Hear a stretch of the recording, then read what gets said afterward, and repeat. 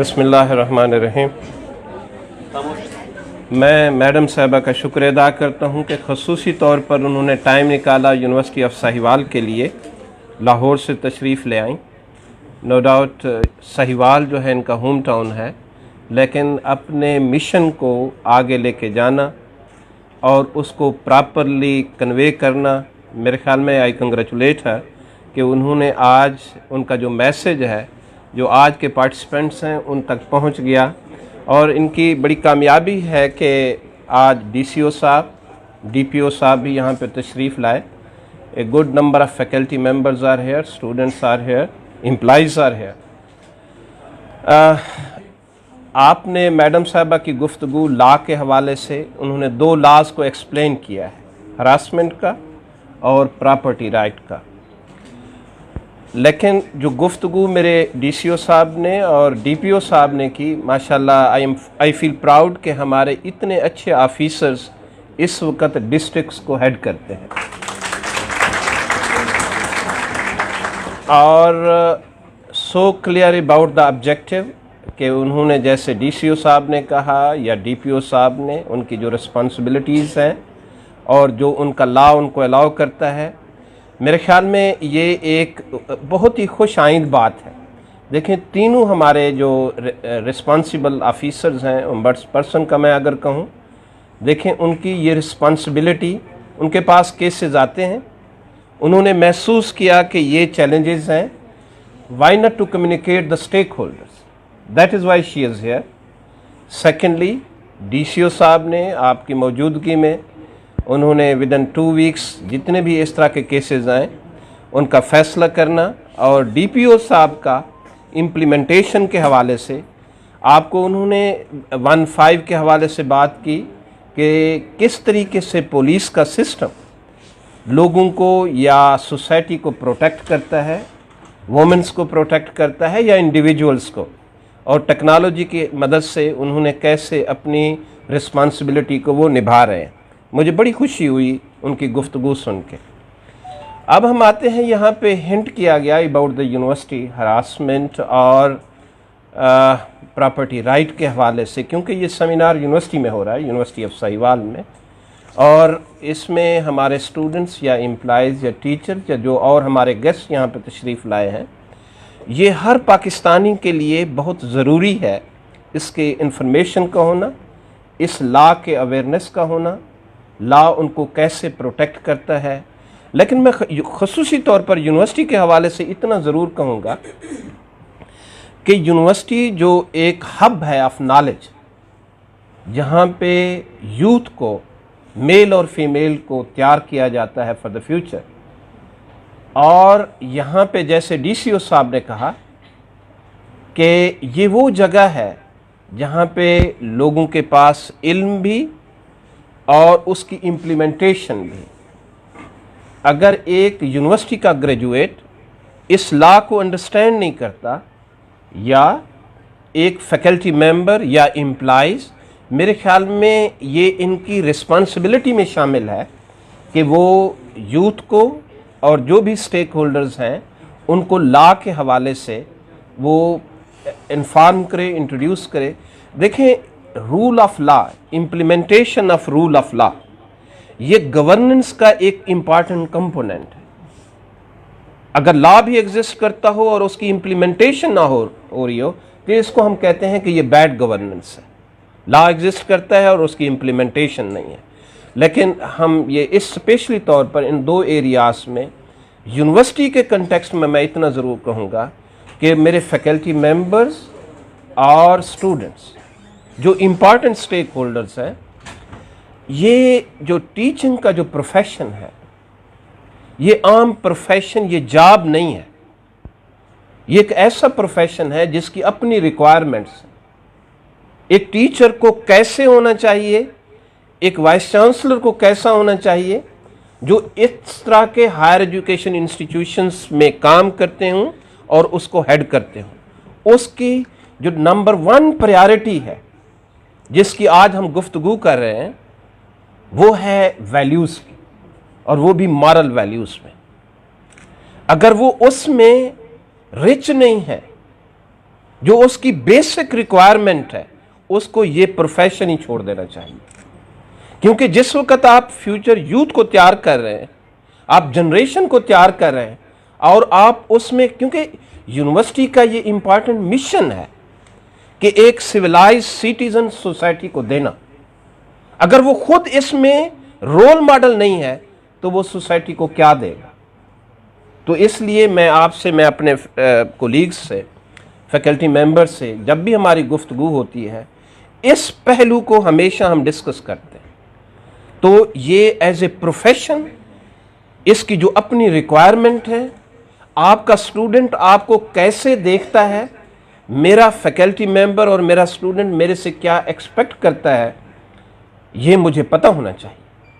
अगर मुझे पता नहीं है तो मैं अपनी रिस्पॉन्सिबिलिटी को फुलफिल नहीं कर रहा। जहाँ पे नॉलेज और स्किल की हम बात करते हैं यूनिवर्सिटीज़ के अंदर, एक स्टूडेंट लर्न करता है, एक टीचर डिलीवर करता है और स्किल इनकलकेट करता है, लेकिन एट द सेम टाइम जो तीसरा उसका मिशन है एक फैकल्टी मेंबर का, कि वो ये है कि एक अच्छा बाकिरदार सिटीज़न मुआशरे को दे। ये यूनिवर्सिटी के स्कोप में, यूनिवर्सिटी के मैंडेट में, यूनिवर्सिटी के मिशन में लाई करता है। अगर यूनिवर्सिटी उसको फुलफिल नहीं कर रही तो इट मीन्स वहां पे वो यूनिवर्सिटी कोताही कर रही। यूनिवर्सिटी का ऑफिसर, चीफ एग्जीक्यूटिव उसके ऊपर कोताही कर रहा है। तो इसलिए इसमें कोई स्पेस नहीं है, इसमें कोई गुंजाइश नहीं है कि इसको कोई वायलेट करे। आप जिस वक्त एज ए फैकल्टी मेंबर, आप एक ऐसा उस्ताद हैं जिसको आपको पढ़ाते हुए, आपके ड्रेस को देखते हुए, आपके अखलाक को देखते हुए, आपकी पर्सनैलिटी को देखते हुए, यहाँ पे बहरहाल अनफॉर्चुनेटली ये चीज़ें होती हैं। मैं देखता हूँ बाज़ जगहों पे उस्ताद शागिर्द से शादी कर लेता है, वीसी किसी से शादी कर लेता है। ये यहाँ पे नहीं है, इजाज़त नहीं है। इजाज़त यकीनी तौर पर है। ये आपको इस्लाम भी इजाज़त देता है इस तरह की चीज़ों की, लेकिन वो एक ऐसे ट्रांसपेरेंट मैनर से, लेकिन जो आपका रुतबा है आप उसका ख्याल करते हुए, आपको आपका जो करैक्टर है, आपकी जो वैल्यूज़ है, मॉरल वैल्यूज़ में आपको इतना रिच होना चाहिए कि आपको हर वक्त आपके जहन में हो कि मेरा बच्चा, मेरा स्टूडेंट मेरे बारे में क्या ओपिनियन रखेगा, मेरा फैकल्टी मेंबर मेरे बारे में क्या ओपिनियन रखेगा। आप सोसाइटी के बहुत ही सेलेक्टिव लोगों में से, इसलिए मेरे डीसीओ साहब ने बात की, मैं अप्रिशिएट करता हूं कि यूनिवर्सिटीज़ के अंदर अवेयरनेस हो, किरदार साजी हो। तो इसमें यूनिवर्सिटीज़ को तो बहरहाल सोसाइटी में से सबसे रिच होना चाहिए। तो मैं समझता हूं कि मैडम साहबा ने, ओम्बड्स पर्सन ने बड़ी अच्छी गुफ्तगू की।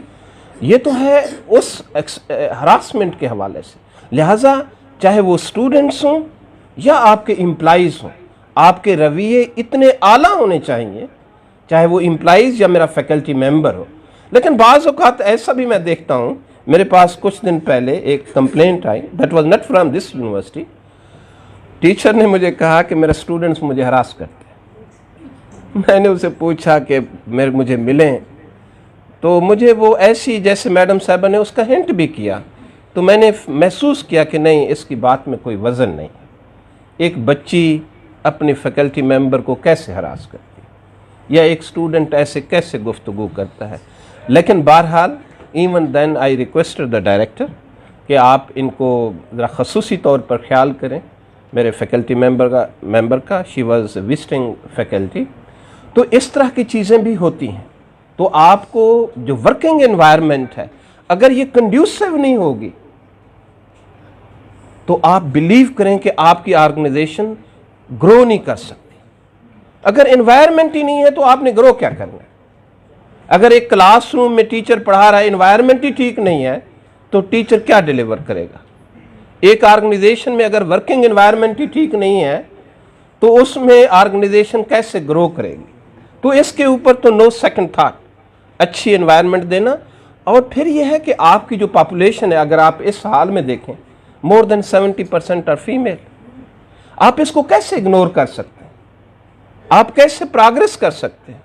तो इसलिए आप एज ए चीफ एग्जीक्यूटिव या responsible officer of the university और एनी ऑर्गेनाइजेशन, आपको हर वक्त ये जहन में रहता है कि मैंने अपनी ऑर्गेनाइजेशन को आगे कैसे लेके जाना है।